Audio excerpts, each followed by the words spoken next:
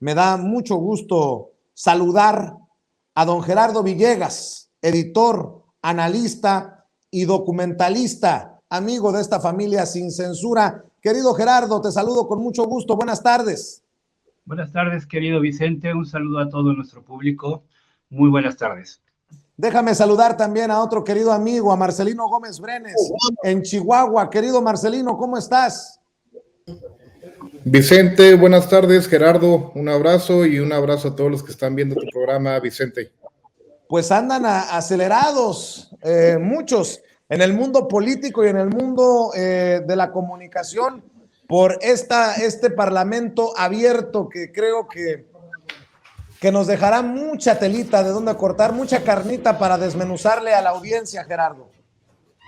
Por supuesto que sí, yo creo que, bueno, tiene un punto muy importante, ya se ha mencionado, es un acontecimiento, pues, histórico, porque a lo largo de los últimos sexenios, todo el cabildeo de las, por ejemplo, de las respectivas cámaras para la aprobación o la propuesta de diferentes reformas, pues regularmente se hacía dentro del recinto legislativo, por ejemplo, en el caso de la Cámara de Diputados, una vez que se abre el canal del Congreso, pues no es precisamente un vehículo popular, puesto que no es una señal que abarque precisamente todo el espectro de la televisión pública.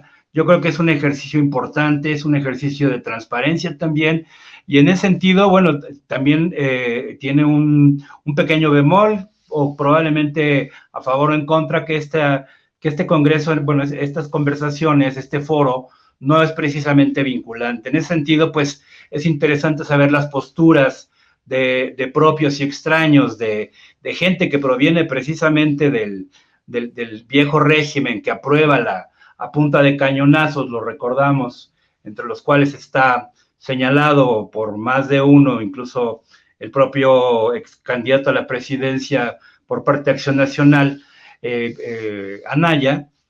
Entonces, en ese sentido, pues, es un buen ejercicio. Yo creo que habrá que ver el desarrollo de esta primera mesa. Lo importante también es que hay grandes personalidades, tanto de los gobiernos, bueno, del gobierno local, los gobiernos del interior de la República, y bueno, pues habrá que sacar conclusiones, y algo muy interesante sería que también en un momento dado, pues este foro también atrajera la cuestión escrita, es decir, que se repartieran pues las memorias posteriormente para también ver cuál ha sido la repercusión de este ejercicio democrático, que bueno, pues hay algunas fuerzas políticas que se lo están prácticamente atribuyendo, pero bueno, en ese sentido yo creo que es positiva el ejercicio en este sentido, sobre todo en el aspecto del diálogo público, del diálogo abierto, y sobre todo también con los ojos de la ciudadanía puestos sobre esta discusión tan importante para nuestro país y para el futuro de nuestro país. Así es, y debo de decir también que se van a ir a exhibir algunos solitos, Marcelino Gómez Brenes, como los de Movimiento Ciudadano. Jorge Álvarez Maínez, el coordinador de Movimiento Ciudadano en la Cámara de Diputados, escribe en redes: hoy comenzamos a discutir la reforma eléctrica. Mientras otros van a hablar del pasado, la bancada naranja va a hablar de futuro, con evidencia y escuchando a las y los expertos sobre las implicaciones científicas, económicas y ambientales. No, pues sí, esa es la cosa, que no les gusta que les recordemos las canalladas que le han hecho al pueblo de México, como la mismísima reforma energética de Peña Nieto que se aprobó con cañonazos. Pero ¿cómo vamos a hablar del pasado, mi querido Marcelino Gómez Brenes? Pobres estos, ¿eh? Hay que hablar del pasado, Vicente, porque es importante que todas y todos recordemos, que hagamos un gran trabajo con el pueblo de México para dejarlos claros que la situación, incluso de la Comisión Federal de Electricidad, como de Pemex, como de la educación en nuestro país, como de la salud, se encuentra en estos momentos en un proceso de transformación y de levantarse con el gobierno de la Cuarta Transformación, pero porque fue destruida, porque fue marginada gracias a los gobiernos neoliberales del pasado que este tipo apoyó y que Movimiento Ciudadano respaldó, ¿verdad? Entonces es muy importante este ejercicio, este parlamento abierto, es importante la discusión, que se escuchen todas las voces. Ya vamos a darnos cuenta, y ya nos hemos dado cuenta en el transcurso del día de lo que sabíamos que iban a opinar, de lo que sabíamos que iban a defender. Al fin de cuentas son voceros de las transnacionales, son voceros del sector privado rapaz que se comió a este país en los últimos 30, 40 años, y también es muy importante, fuera de este parlamento abierto, lo que hacen espacios como el tuyo, Vicente, lo que hacen los nuevos medios de comunicación libres, independientes. Es muy importante el ejercicio que están haciendo mexicanas y mexicanos mismos, miembros de nuestro movimiento, en el territorio, en las colonias, en los barrios, informando a la gente sobre de qué trata esta reforma energética que está proponiendo el presidente López Obrador, la importancia de recuperar a la Comisión Federal de Electricidad para los mexicanos, la importancia de que seamos, pues que tengamos soberanía energética, que ya no dejemos que un puñado de ambiciosos pseudoempresarios, de políticos con intereses, incluso en otros países, pues bueno, estén dictando la política energética de nuestro país. Es momento de que tomemos las riendas en ese sector, como ya se hizo en el pasado. Eso también es importante recalcarlo para este diputado que pareciera ser que lo que quiere es que la gente olvide las tropelías, las canalladas que hicieron los gobiernos pasados con el apoyo del Movimiento Ciudadano y sobre todo con el apoyo de ellos. Y es que el llamado es urgente del presidente Andrés Manuel López Obrador, hoy que regresó a la mañanera después de estar aislado por su segundo contagio de COVID-19, Gerardo, porque dice el presidente que mantener la misma legislación en industria eléctrica significa destruir a la Comisión Federal de Electricidad. Pues, ¿qué parte no se entiende de esto? ¿De qué lado quieren estar en la historia los legisladores, los políticos, todos los que participen y los que tengan algo que aportar u opinar sobre este tema, ¿no, Gerardo? Claro, se tiene que revisar precisamente pues la legislación respecto a la función, en este caso, de la Comisión Federal de Electricidad, y cómo es que fue siendo debilitada a raíz de la última reforma energética. Yo creo que en ese sentido, no solamente con este tipo de ejercicios como es este Parlamento, sino que también tiene que someterse a estudio muy específicamente por parte de los legisladores, ver precisamente las leyes respecto a la energía que emanaron precisamente de esa funesta reforma peñanietista, que, como bien recordemos y bien menciona el compañero Marcelino, es decir, tiene que recordarse efectivamente a nuestro público, sobre todo a los jóvenes, cómo fue que esa reforma tan lesiva para el pueblo de México, y que al principio, no solamente la manera en la que se modifica esta ley, sino que tiene también antecedentes desde la época de Felipe Calderón, con la desaparición arbitraria y prácticamente criminal de la Comisión de Luz y Fuerza del Centro. Es decir, habremos de recordar y habremos de estar a la altura también como público, como comunicadores, a que precisamente estas legislaciones se adecúen precisamente a los tiempos actuales, y sobre todo no solamente en el sector eléctrico, sino, lo hemos mencionado también, se menciona también en el sentido del nuevo, aparentemente del oro negro nuevo, que son los yacimientos de litio en ese sentido, ¿no? Yo creo que es un muy buen llamado, es un buen llamado de atención, no solamente a los actores que están actualmente en el Parlamento, sino también directamente a las fuerzas políticas que encabezan el poder legislativo, Vicente. Así es, y Marcelino, pues yo no sé, después de un parlamento abierto como este que ha iniciado, quién pueda decir que es lo mismo entre los gobiernos anteriores a este gobierno.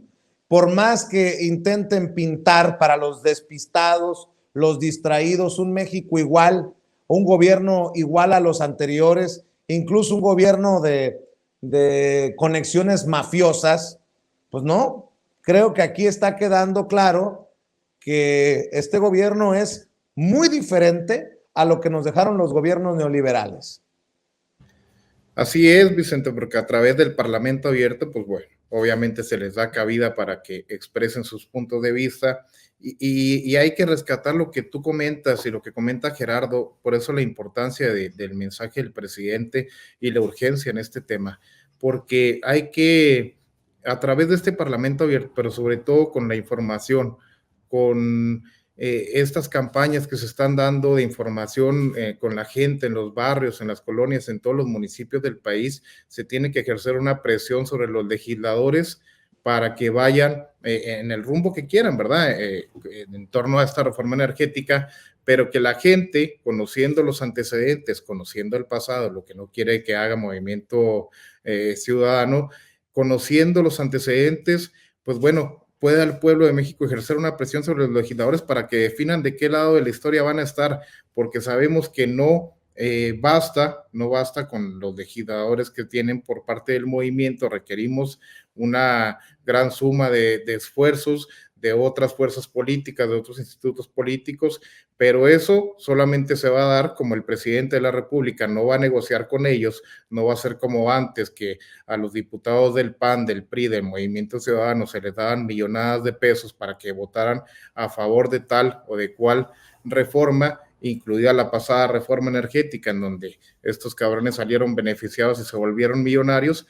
Pues bueno, ahora no va a ser de esta manera, el presidente no va a negociar con ellos, no les va a dar sus milloncitos para que aprueben la reforma, sino que lo que está haciendo es echándoles el pueblo encima, diciéndole al pueblo de México, hay que saber qué se está proponiendo, qué se va a votar, estos son sus legisladores y sobre de ellos hay que ir porque es un proceso histórico para el país.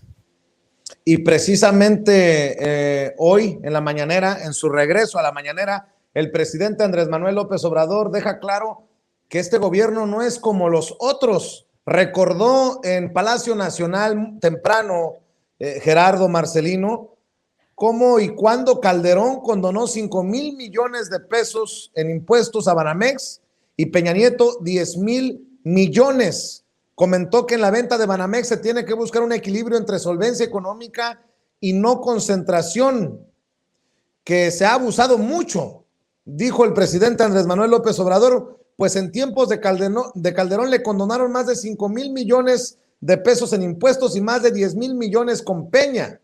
Dijo que se necesita ser masoquista al defender un modelo así. Y pues si puedo, suscribo, Gerardo, masoquista.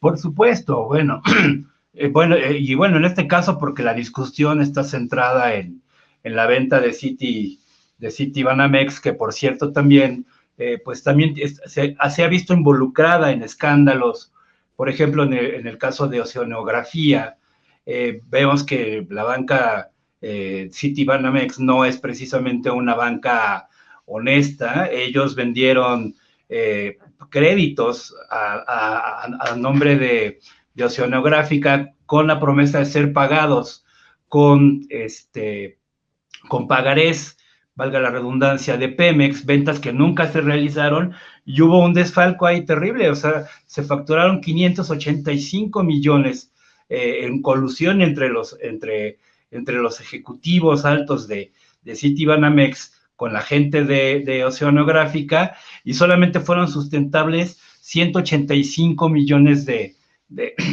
dólares en ese sentido, es decir, no es precisamente una banca que haya gozado de grandes beneficios. Ellos han tenido una utilidad, por ejemplo, bruta desde su compra en 2001 de 300,000 millones de dólares de utilidad neta.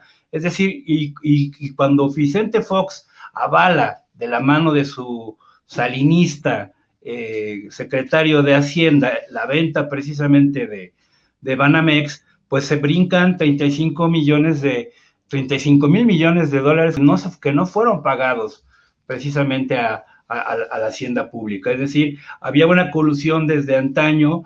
La consideración que hace López Obrador el día de hoy, precisamente de recordarle al público cómo se las gastan estas empresas en colusión con los gobiernos neoliberales, porque recordemos que Gil Swart proviene precisamente del seno del Instituto Tecnológico Autónomo de México, la cuna del neoliberalismo tecnócrata, el ITAM, y también estudia en el Colegio de Economía de Chicago, de donde proviene precisamente la teoría de Milton Friedman.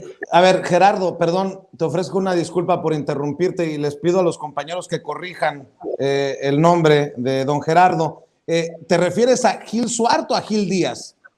A Gil Díaz, a Gil Díaz. Es que dijiste Gil Suart, o al menos entendí Gil Suart y dije, carambas. Pero no, nada más aclarando, porque luego no vaya a querer Gil Suart demandarnos.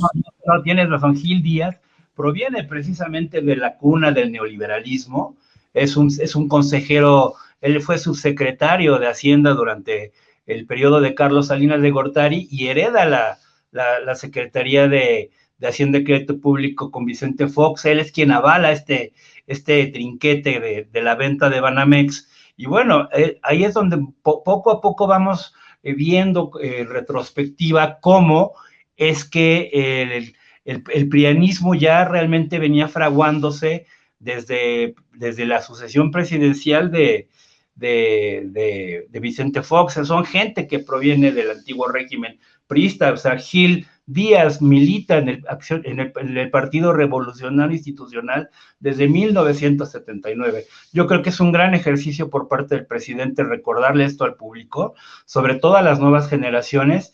Y bueno, digo que en ese sentido, por ejemplo, Banamex fue la segunda empresa ayudada por el sistema financiero, bueno, de Hacienda de México, pero Televisa estaba por encima, precisamente, en la evasión de impuestos, que estaba amparado precisamente por las leyes que se hacían a modo en su momento, en detrimento del pueblo de México. Y bueno, y recordemos también el papel de Banamex durante el proceso del famoso Fobaproa.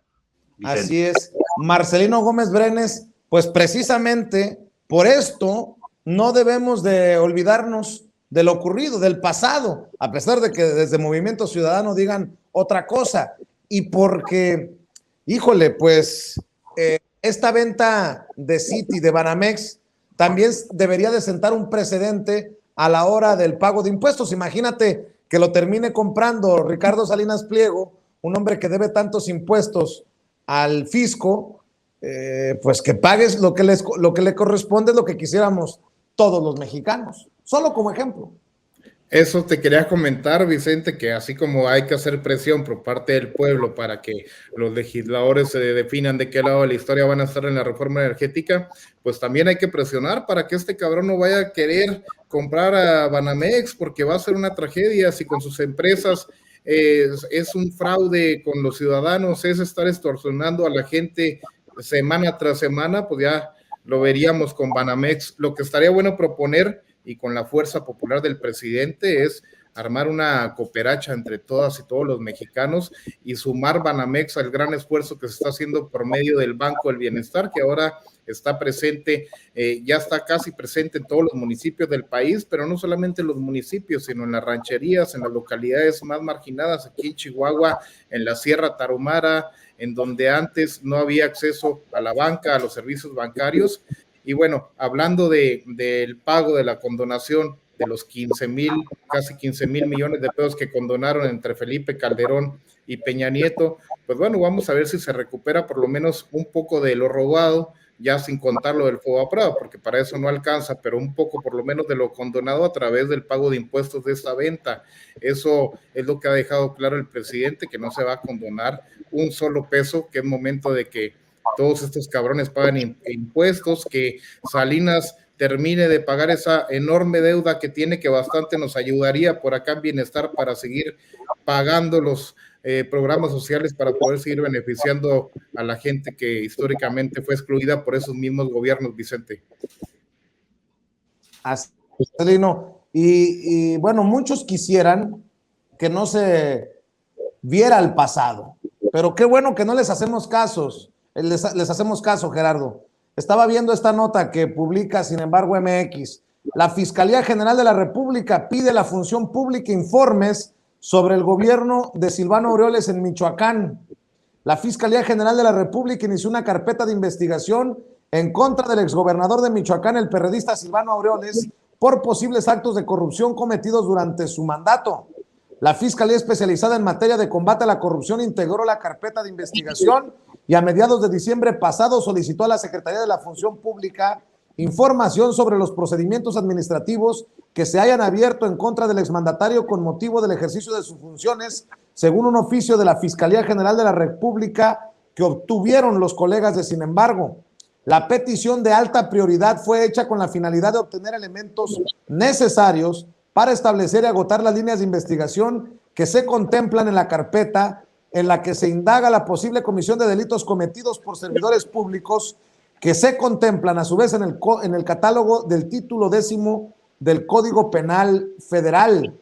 El agente del Ministerio Público Federal a cargo de la indagatoria también pidió a la Función Pública información sobre la trayectoria y carrera pública de Silvano Aureoles, desde el número de los cargos públicos que ha desempeñado y el periodo en que los ejerció, se lee en el documento.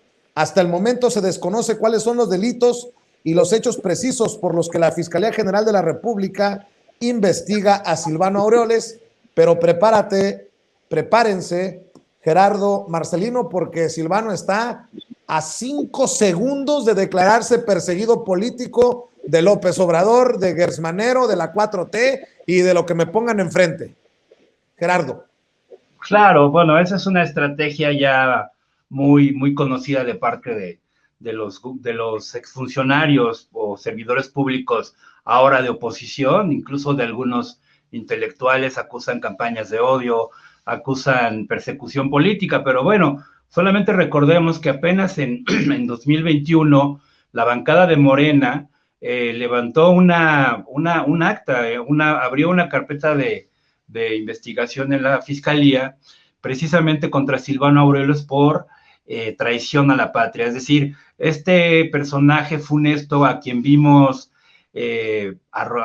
empujando a un profesor que exigía su pago en uno de los municipios más golpeados por la inseguridad del estado de Michoacán, pues bueno, finalmente es de esperarse precisamente este tipo de comportamientos, digamos, como no sé, como de una criatura encerrada, porque bueno, también hay datos duros en ese sentido. Hay un boquete de 13,000 millones de pesos, un boquete financiero del gobierno de Silvano Aureoles. También hay un faltante en salud de 734 millones de pesos. Y lo peor y lo más escandaloso es que se pagaron 218 millones de pesos anuales por la renta de aeronaves y todo este tipo de lujos que se daba no solamente él, sino también parte de sus allegados políticos. Y lo más escandaloso también fue el equipo de espionaje que contrata a Silvano Aureoles por 19 millones de pesos, igual las 7 mini casas de gobierno que tenía disgregadas a lo largo de todo el territorio, y hasta hace poco vimos en los medios el búnker, un búnker terrible que yo creo que no lo tendría ni siquiera Saddam Hussein, o no lo tuvo ni siquiera Muammar Gaddafi, porque lo vimos en esas imágenes. Yo creo que hay mucha tela de dónde cortar, sus vínculos precisamente también con el crimen organizado. Recordemos que Michoacán es uno de los estados más golpeados desde la época del Calderonato, precisamente ahí es donde comienza el gran baño de sangre con la detonación de una granada el día del grito en Morelia, los primeros descabezados, el crecimiento también el auge y caída de los caballeros templarios. Entonces sí hay mucha tela de donde cortar. Celebremos que finalmente la Fiscalía realice su trabajo, independientemente de quiénes sean los funcionarios, pero la cabeza visible en ese sentido pues es el fiscal general Gertz, a quien el presidente le ha dado el espaldarazo, pero pues esperemos que esto no se quede solamente en una llamarada de petate y se llegue efectivamente a un proceso, porque bueno, se han abierto cantidad de carpetas de investigación de lo que denominábamos en antaño peces gordos, pero del seguimiento de estas carpetas, incluso por su secrecía, pues no hay grandes resultados. Así es.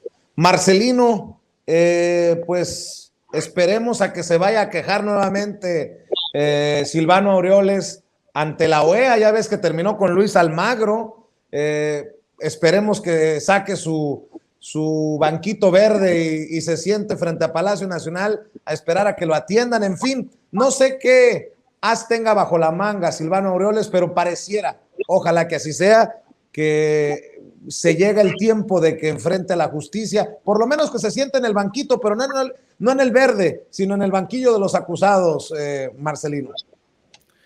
Mira, Vicente, ahorita que está el tema fresco, Silvano estaba, pero que si implorando una embajada en cualquier parte del mundo, que también quería su embajada o su consulado, cualquier representación que le dieran para ya no tener nada que ver con las funciones públicas y retirarse. Y yo creo que el presidente y la gente de Michoacán, el pueblo michoacano, lo que le va a dar es una representación, pero en Almoloya al cabrón, porque es un mafioso, es un narcotraficante. Y la fiscalía le está preguntando la función sobre este tipo. Bueno, pues hay que preguntarle a los michoacanos cómo les fue con el gobierno de este criminal, de este mequetrefe ligado al narcotráfico, un tipo peligrosísimo que se ligó a otro tipo peligroso para México, que es Lorenzo Córdoba, porque estos dos cabrones intentaron parar el curso que llevaba nuestro movimiento para la victoria que se tuvo en Michoacán, ligado, fíjate cómo es la historia, por eso hay que estar recordando cada día, aunque no sea una historia muy lejana, pero ya es parte del pasado, el pasado breve de nuestro país, pero cómo estos tipejos, cómo estos personajes se van ligando poco a poco, cómo desde el INE, cómo utilizaron esta institución, cómo de eso no se quejan allá con Almagro, para intentar pues cancelar la voluntad del pueblo michoacano que quería una transformación, que ya no quería este tipejo ni a sus secuaces en el gobierno.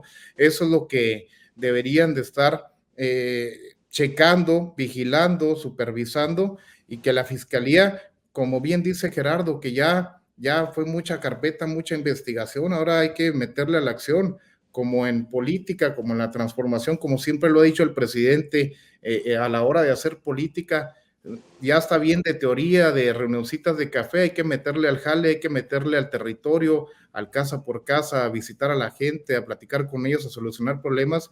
Pues también dentro de la fiscalía les diríamos esto, ya fue mucha investigación, hay muchos personajes con carpetas, pero lo que queremos verlos es tras las rejas. Así es, y ya que estás ante esto, ante este tema, que quería un puesto en el extranjero, tengo que plantearles esto, Gerardo, Marcelino. ¿Qué piensan? ¿Cuál es su opinión acerca de los anuncios realizados por la Secretaría de Relaciones Exteriores en torno a consulados y embajadas? Yo soy claro, a mí en lo particular no me gusta, pero van a decir, ¿y tú quién eres, cabrón? Pero bueno, con la misma franqueza que siempre hablo, no me gusta. Es más, me llega a repugnar el anuncio de que se va al consulado de Barcelona Claudia Pavlovich, la ex gobernadora de Sonora. Pero no es el único nombramiento. Estoy buscando para compartir la lista de personajes que precisamente fueron nombrados, y ya hay reacciones incluso desde el mismísimo PRI. Ya voy a ir a compartir con ustedes las declaraciones de Alito Moreno, el presidente nacional del PRI, pero antes les quiero dar la lista, si me permiten, Gerardo, Marcelino. Aquí está. Hoy publicó la Secretaría de Relaciones Exteriores la serie de nombramientos en las representaciones de México en el exterior, y brincan dos. El de Claudia Pavlovich, la exgobernadora priista de Sonora, quien fungirá como titular del Consulado de México en Barcelona, y el priista Carlos Miguel Aiza, exgobernador priista, pues le decía, de Campeche, quien despachará en la Embajada de México en la República Dominicana. Laura Esquivel, la autora de Como agua para el chocolate, también se va, y ella se va a la embajada, a ver dónde está, la Embajada de México en Brasil. Pedro Salmerón yo he sido siempre muy claro con mi concepto que tengo de Pedro Salmerón como un hijo de la chingada, por cómo me ha tratado. Se va a la Embajada de México en Panamá, el que deja la oficina, deja la jefatura de la oficina de gobierno en la Ciudad de México, uno de los puestos más altos en el gobierno de Claudia Sheinbaum, es Alfonso Suárez del Real, quien se va como titular en la oficina de enlace de México en Estrasburgo. Aquí están los otros nombramientos. Amparo Anguiano, actualmente directora general para África, Asia Central y Medio Oriente de la Secretaría de Relaciones Exteriores, se va a la Embajada de México en Rumania. Bruno Figueroa, actual embajador en la República de Corea, se va a la Embajada de México en Portugal. Marcos Moreno Báez, actualmente comisionado de la Secretaría de Relaciones Exteriores en la Secretaría de Gobernación, se va al Consulado General de México en Nogales.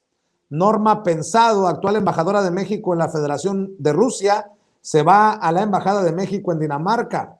Carlos Peñafiel, actual embajador de México en la República Dominicana, se va a la Embajada de México en Corea. María Victoria Romero, actual coordinadora para el G20, MICTA y temas políticos con países de Europa de la Secretaría de Relaciones Exteriores, se va a la Embajada de México en Azerbaiyán. Eduardo Villegas Mejías, actual coordinador de la Memoria Histórica y Cultural de México, se va a la Embajada de México en la Federación de Rusia. Guillermo Zamora, escritor y periodista de larga trayectoria, se va a la Embajada de México en Nicaragua. Carolina Zaragoza Flores, quien fungió recientemente como directora general de servicios consulares, se va a la Embajada de México en Irlanda. Sobre los dos priistas, escribe Alito Moreno, el presidente nacional del PRI. Los exgobernadores Claudia Pavlovich y Aiza González fueron autoridades emanadas del PRI, por lo que su militancia está sujeta a los estatutos del partido. De aceptar la propuesta del gobierno de Morena, estarían incumpliéndolos, provocando sanciones internas, incluida la expulsión. Las oportunidades que da el PRI deben corresponderse con buen trabajo y resultados, pero también con lealtad a México y a los mexicanos. Que no quede duda, estaremos atentos a la decisión que tomen y actuaremos en consecuencia. Gerardo, dame tu opinión acerca de esto que menciono, tanto la reacción de Alito Moreno, que ya había amagado con retirarle los derechos de militancia al gobernador de Sinaloa, Quirino Ordaz Coppel, quien fue el primer señalado en irse al extranjero a representar a México, en su caso a la embajada en Madrid. Y bueno, pues obviamente por los personajes, el exgobernador priista de Campeche y la exgobernadora priista de Sonora. Gerardo. Híjole, pues mira, es una respuesta natural de parte del líder del revolucionario institucional. El amague siempre, es decir, el apego a su ley interna, a su ley orgánica, a su plataforma política, pues no es otra cosa más que son patadas de ahogado. Finalmente es un partido que ya está desmoronado, no se está desmoronando, está desmoronado en ese sentido, en las preferencias electorales, incluso en la vida política. Las últimas grandes noticias que hemos recibido, pues fue sobre el PRI, fue la detención del rey de la basura, Cuauhtémoc Gutiérrez. Cuauhtémoc Gutiérrez. Entonces, es una reacción natural. Por otro lado, yo creo que es decepcionante, en lo personal, este tipo de nombramientos, porque si en un momento dado, cuando se forma, por ejemplo, el nuevo gobierno de la Cuarta Transformación, hubo grandes cuestionamientos de parte de la opinión pública por el hecho de que incluir al propio Bartlett, el propio Gertz Manero, que por cierto, Gertz Manero inicia su carrera política en la época de Echeverría, nada más y nada menos como asistente de Pedro Ojeda Paullada. Entonces, este tipo de nombramientos, por ejemplo, en el caso de la Pavlovich, recordemos no solamente su intervención, como bien lo mencionaste hace rato, en el asunto de la guardería ABC, sino que también hay un punto en el que el Grupo México comete grandes delitos ambientales. La Pavlovich apenas en el año 2015, no recuerdo bien, se planta muy serena, muy firme y dice que Grupo México no ha cumplido con su parte, fue 2015 esto, perdón, su parte de rehabilitar y de pagar precisamente este terrible accidente que ha quedado prácticamente impune, y apenas hace un par de años, en 2019, pues entrega la recuperación, una recuperación de la zona afectada, pues precisamente a base de dádivas, de becas, de rehabilitación de mobiliario urbano, pero el daño finalmente y el papel que juega la Pavlovich en el caso de la contaminación criminal de Grupo México al río Sonora, pues quedó prácticamente impune. Es decir, es decepcionante de parte de la Cuarta Transformación. Vimos apenas hace unos meses la designación de la agregada cultural de la Embajada de México en Madrid, la polémica que suscitó. Nunca recibimos una respuesta de parte de la Cancillería. Marcelo Ebrard hizo mutis, ese tema quedó totalmente zanjado. Y en este caso, por ejemplo, recordemos también que Laura Esquivel, quien es una escritora muy popular, que popular no significa que sea de gran calidad, ella rechaza la subsecretaría de Cultura cuando recién se forma el gabinete de López Obrador. Ahora bien, yo digo, ¿qué va a hacer la señora de talante muy jovial y muy folclórico en una embajada que es muy importante para no solamente para la relación bilateral entre México y Brasil, sino para la relación de todo el Latinoamérica? Es decir, le va a entregar cartas a Jair Bolsonaro, el Lula da Silva está a punto de lanzarse nuevamente a la presidencia. Si ella ya reprobó, o más bien rechazó un puesto público, ¿por qué aceptaría en todo caso una embajada tan importante? Es decir, un puesto que yo había ocupado de manera muy de florero, la propia Beatriz Paredes, la histórica priista Beatriz Paredes.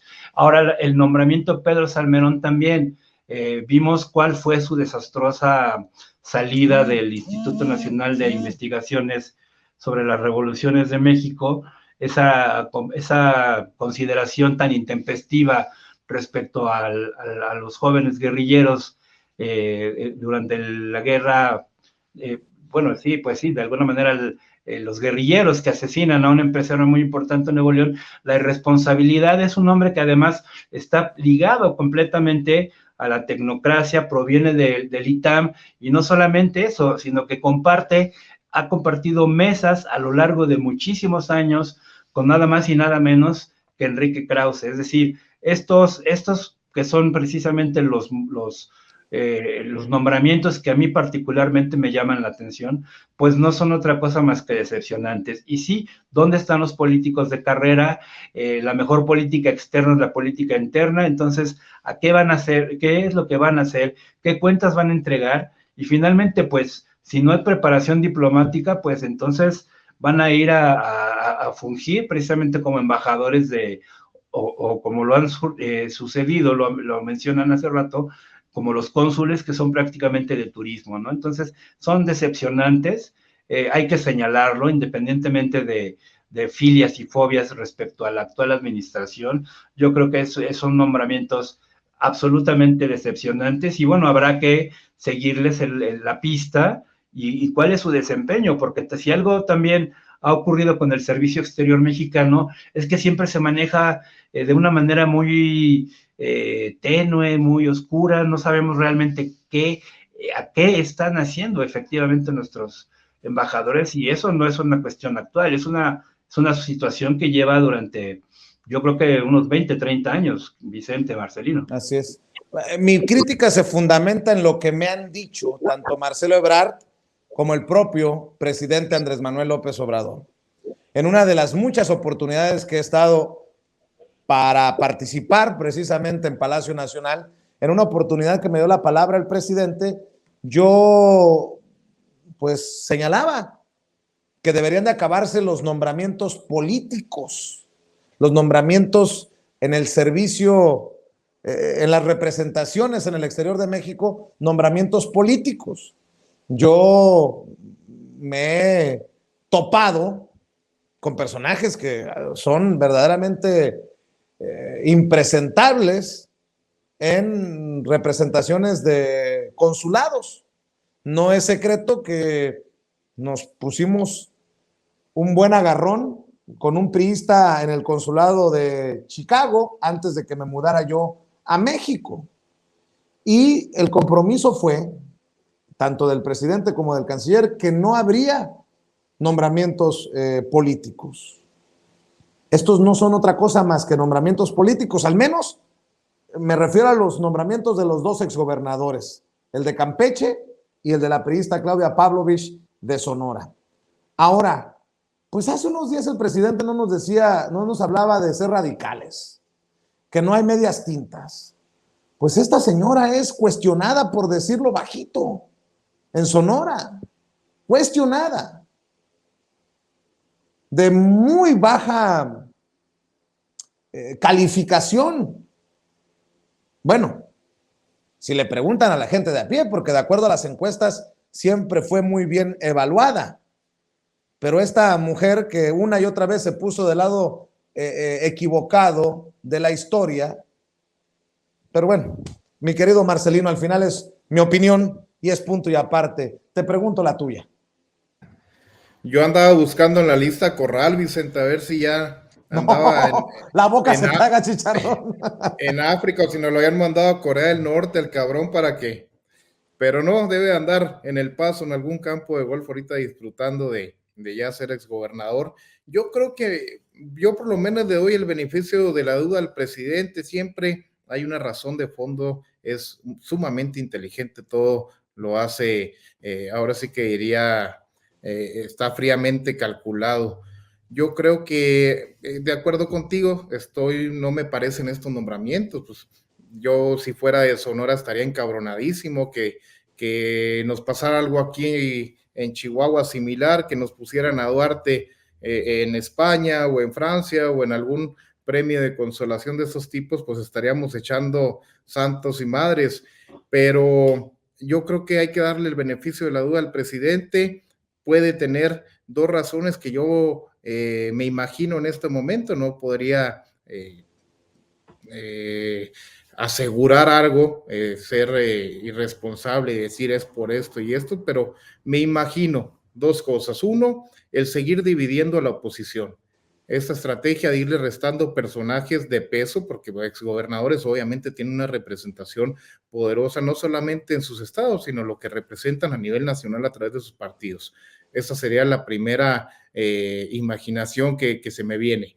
El seguir debilitando, dividiendo la oposición, y así está haciendo. Ya estamos viendo las declaraciones de los líderes nacionales de los partidos de la oposición, y ya que entre ellos se sigan haciendo garras. Dos, el poder pues darle más campo de acción a los gobernadores del movimiento que están ya ahora en ejercicio de sus funciones, que no estén chingando el proceso de transformación que lleva, por ejemplo, en Sonora en marcha con Durazo, que estos tipejos no vayan aparte de lo que se fregaron y lo que estorbaron a la transformación del país durante su administración, pues que ahora que ya hubo un cambio, que la gente decidió tener nuevas autoridades, pues que no estén estorbando al proceso histórico. Yo creo que hay que darle el beneficio de la duda al presidente, y si no, bueno, si vemos que no tiene un porqué, la acción de la gente y la demanda de la gente, la demanda social, ahora también mucho por el tema de las redes sociales y espacios como el tuyo, Vicente, sirven